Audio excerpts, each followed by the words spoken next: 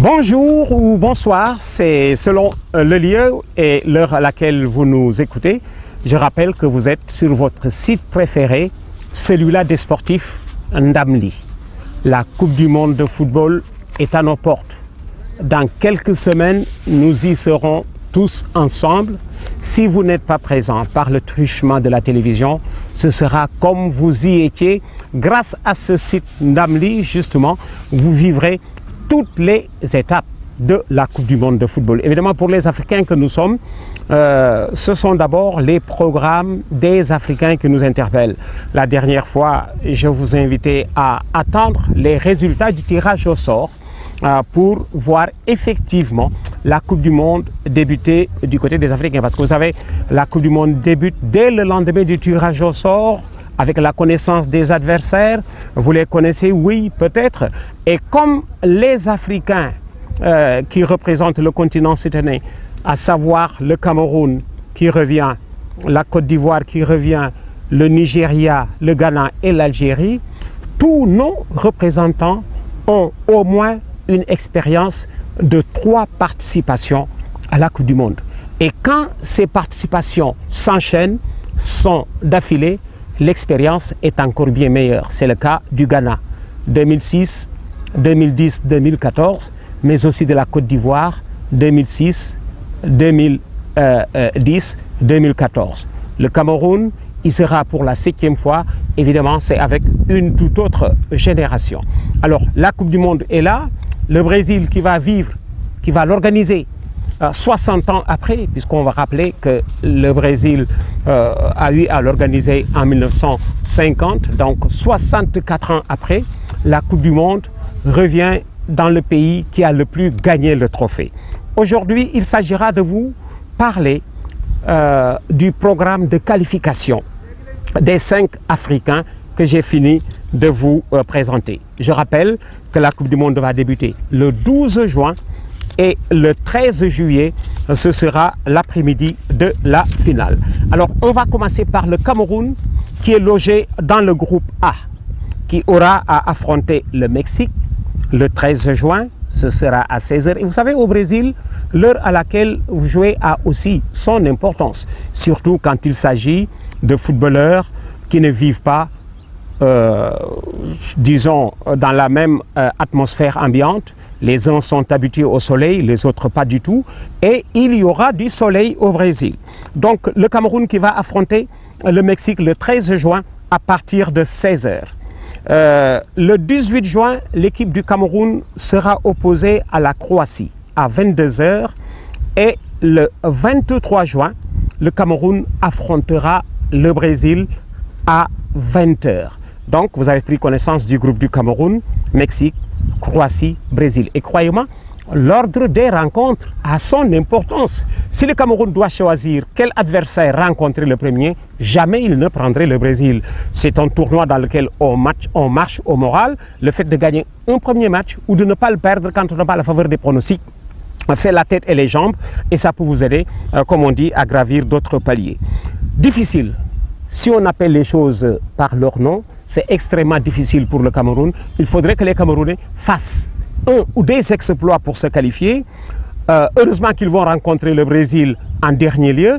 Au soir de rencontrer le Brésil, eh bien, on saura peut-être oui ou non s'il y a chance de se qualifier ou alors pas du tout. Mais la qualification, la première pierre angulaire de la qualification du Cameroun va passer par son premier match. Ce sera contre le Mexique, qui me paraît d'ailleurs un tout petit peu plus difficile que la Croatie. On en saura un tout petit peu plus parce que la Croatie ne sera pas en Europe mais en Amérique du Sud et que le plus gros du temps, les Européens ne brillent pas en Amérique du Sud. Et s'ils ne brillent pas en Amérique du Sud, cela veut dire que les Africains ont la possibilité d'y briller. Bon, on y verra de plus près. Vous avez donc pris connaissance du groupe du Cameroun.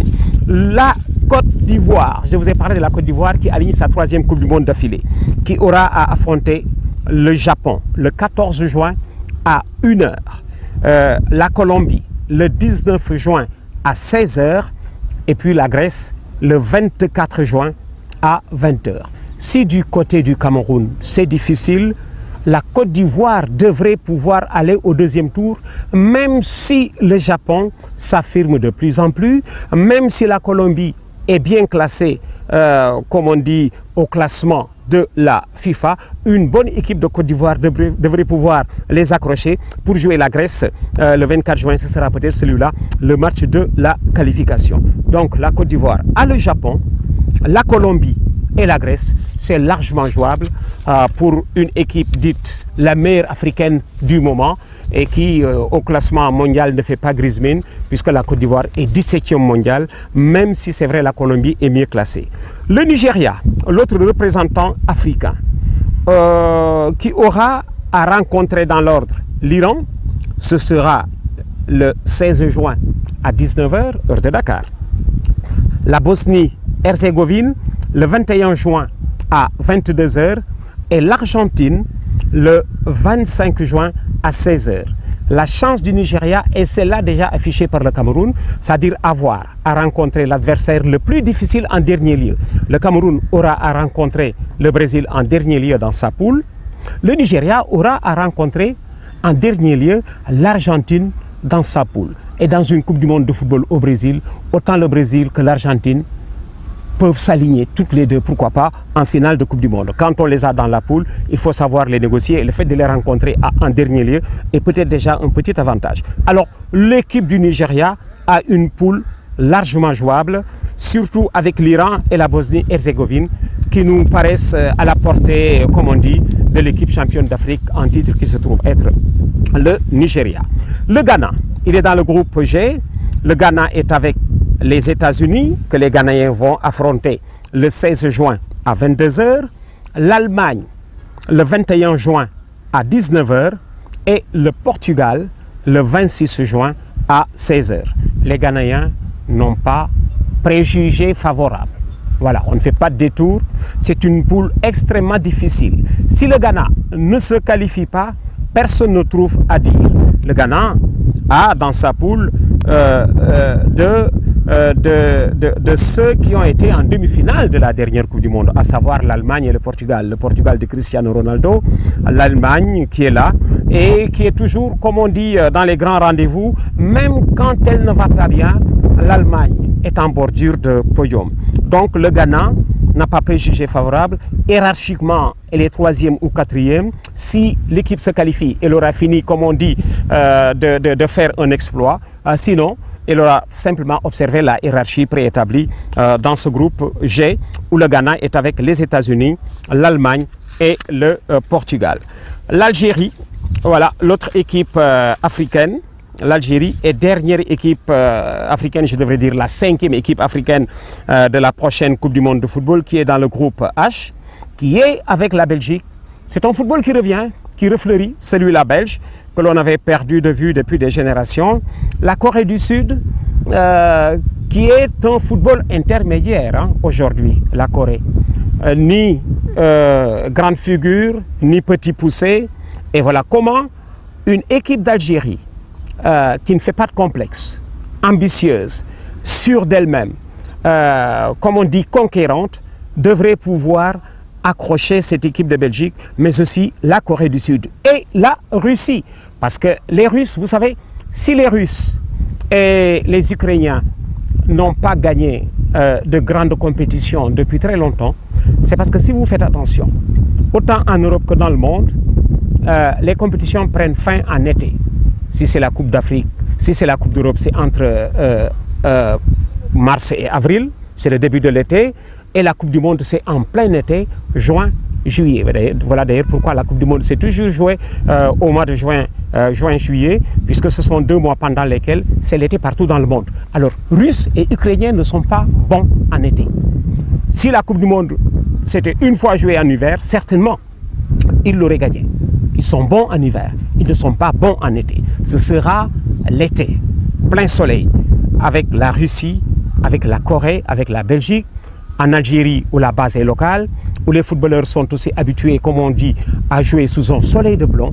Ça a, comme on dit, son importance. L'heure à laquelle vous jouez, le groupe dans lequel vous trempez. Alors voilà donc programmé les groupes des Africains à la prochaine Coupe du Monde. Dans quelques semaines encore, du côté du Brésil, 12 juin, 13 juillet, pour cette Coupe du Monde 2014 qui retourne au Brésil, je le disais tout à l'heure, 64 ans plus tard. Au Brésil, on se souvient, parce que quand le Brésil l'a organisé en 1950, il avait perdu la finale contre l'Uruguay. Les Uruguayens ont d'ailleurs longtemps vécu sous le syndrome de cette Coupe du Monde perdue chez eux, alors que c'était justement un championnat, on se souvient, en 1950. Ils avaient justement besoin d'un nul lors de la dernière journée contre l'Uruguay pour se retrouver champion du monde. Péché d'orgueil, ils avaient voulu gagner et ils avaient perdu devant une grande équipe d'Uruguay, celle de Chiafino, qui s'adjugeait la Coupe du Monde de football 2 ans après avoir gagné les Jeux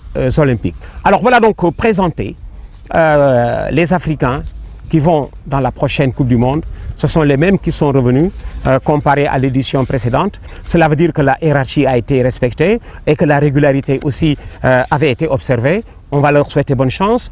Évidemment, d'ici 6 mois, il peut se passer des choses parce que dans le monde du football, l'actualité va si vite que chaque mois, il peut se passer des choses et peut-être relatives à cette Coupe du Monde de football. Notre site Ndamli se chargera de suivre tout cela pour vous afin que vous soyez d'aplomb, prêts, comme on dit, même si vous n'allez pas à la Coupe du Monde, par le biais du petit écran et par le biais des informations que nous allons glaner par-ci par-là avec ce site, ce sera comme si vous y étiez.